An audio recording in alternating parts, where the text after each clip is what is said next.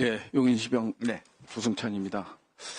저는 한 가지 말씀드릴게요. 과연 우리 김용현 후보자가 이 자리에 앉을 자격이 있나 묻고 싶지 않을 수 없습니다. 온갖 불법 의혹, 그다음에 최혜병 특검, 각종 의혹들이 직권남용과 관련된 의혹들이 많이 있기 때문에 사법적 심판을 받아야 될 분이 여기 앉아 있다라는 점, 이 점을 강구합니다. 그리고요, 또 한 가지는 뭐냐면, 우리 김용현 후보자는 원래 전역하고 나서 민주당 지지 성향을 갖고 있었습니까? 국민의힘 지지 성향을 갖고 있었습니까? 저는 누구보다도 잘 아시지만 가장 참 제가 전역 후에 많이 이렇게 의지하면서 했던 분이 안규배 의원님이십니다. 안규배 의원님이 1승이 뭐냐? 안보는 여야가 없다는 겁니다. 네, 안보에 여야가 있어서는 안 된다는 겁니다. 예. 후보자님이요, 2015년 12월 31일부터 2024년 5월 10일까지 10차례에 걸친 부동산 거래가 있었어요? 네. 인정하시죠? 통상적으로 부동산 거래를 하면 계약서가 존재하죠. 계약서가 존재하죠? 네, 당연히 있을 것 같습니다. 그거는 대통령실 이전도 마찬가지 아니에요? 그죠? 글쎄, 그거하고 비교하는 건 적절치 않다고 생각합니다. 국유재산법이 있잖아요. 네. 사용 승인을 어디서 받죠? 그것은 국민과의 약속을 지킨 것이지. 아니, 성인을 저는 받는 게 법을 아닙니다. 얘기하고 있잖아요. 지금 어디서 받냐고 묻고 있는 거예요. 뭐 국민과의 약속이면은 뭐 북한 체제도 올바른 거네요. 국민과의 약속이니까? 대통령 이전을 법으로 한 게 아니지 않습니까? 아니, 과거에 문재인 대통령은 그러면 광화문 이전을 법으로 했습니까? 잠깐만요. 아니지 않습니까? 지금 그럼 법을 지켜서 한 건 하나도 없다. 이전 자체에 대한 결정을 그렇게 했다는 겁니다. 아니, 그러면 그 이전 과정과 관련돼서 법은 뭘 준수한 거예요? 그 관련해서 이제 재산 이전이라든지 이런 것들은 다 법에 의해서 했다고 생각합니다. 자, 그러면 국유재산관리법상에 네. 사용 승인일이 있을 거 아니에요? 네. 기재부에서 승인해 주죠? 그런 걸로 알고 있습니다. 7월 5일 날 승인했어요? 네. 여기 기재부에서 답변 온 거 보면 사용 시점에 대해서는 법령상 별도로 규정하고 있지 않으나 통상 사용 승인 이후 사용이 가능한 것으로 판단됩니다. 마찬가지예요. 민간법이나 전세 계약이 됐건 부동산 거래가 됐건 국가법이 됐건 법 절차를 따르는 게 맞는 거 아니에요? 그죠? 네. 네, 맞는 거고요. 그러면 자, 이 대통령실 이전과 관련되는 거는 국가 중요 정책 결정 과정이죠. 네. 그러면 이제 헌법상에 이제 명시된 게 있잖아요. 그죠? 문서로서 행한다. 국무회의 의결 사안이다. 그러면 인수위 신분이었어요? 인수위였어요? 그러면 당연히 법 절차를 따지면 헌법에 근거했을 때는 국무회의에, 문재인 정부 국무회의에 공문을 보내야 되는 게 맞는 게 아니에요? 말씀하시죠. 예, 맞는 게 아니냐 묻고 있어요.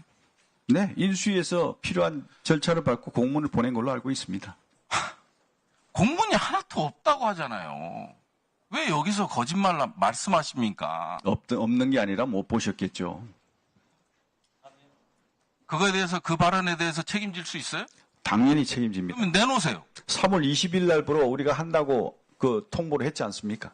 그래서 국무회의 의결이 났어요. 국무회의 의결 요청을 해야 되는 거 아니에요? 제가 말씀드렸지 않습니까? 대통령실 이전은 국민과의 약속을 지키는 것이고. 아니, 국민과의 약속 그 이후에 하지 말라고. 그 이후에 모든 하고 법 있는 게 절차는 아니잖아요. 지금 법을 위반한 걸 얘기하고 있어요. 헌법 82조를 위반하고 헌법 89조를 위반하고 국방, 군사시설에 관한 법을 위반하고 국가재정법을 위반하고 국유재산관리법을 위반하고 지금 그 얘기를 하고 있는 거예요. 그 중에 하나라도 법을 준수한 게 있냐고 여쭤보는 거예요.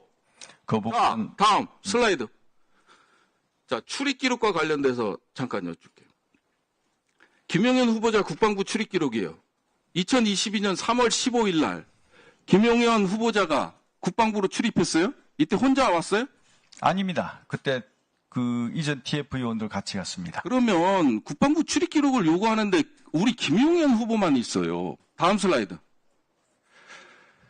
이게 부대 관리 훈령이나 정부청사 출입 보안 지침을 보면 손님이라고 기록을 해요? 아니 국방부 부대 그다음에 공무원 정부청사 출입 보안 지침을 보면 손님으로 기록해요?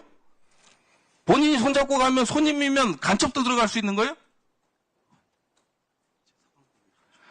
야, 이거 완전 조직적 은폐잖아요. 신원 확인하게끔 돼 있잖아요. 국방부 관리훈령 제84조에 따르면 같이 들어간 사람이 손님이야. 이게 국방이에요? 동의하지 않습니다.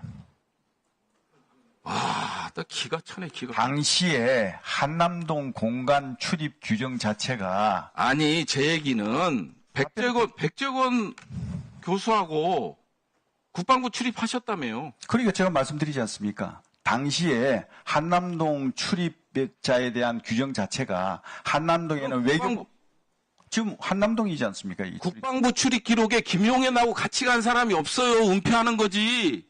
아니 지금 질문하신 게 육군 참모총장 공간 관련한 기록 아닙니까? 자, 부대 관리 훈령과 정부 청사 출입 보안 지침을 저는 얘기하고 있어요. 네. 어디 들어갈 때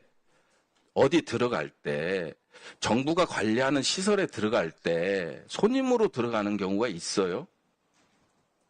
그걸 지적하고 있잖아요. 그러니까 지금 여기 나와 있는 게 한남동 아닙니까? 오케이, 예. 한남동 출입 규정 자체가 그때는 그래서 제가 말씀드리고 싶은 거는 지금 대통령실 이전은 대통령이 결정사항이지만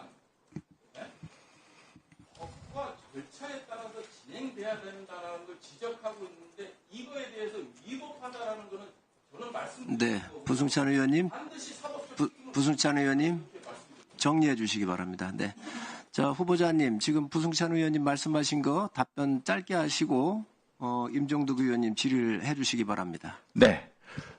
부성청 의원님께서 그 한남동 출입을 가지고 거기에 대해서 조직적인 은폐다 이렇게 말씀하시는데 이 한남동 당시에 거기에 사신 분들이 다 외교부 장관부터 국방부 장관 그다음에 합참의장 뭐 이런 어떤 그 군 주요 직위분들이 살았습니다.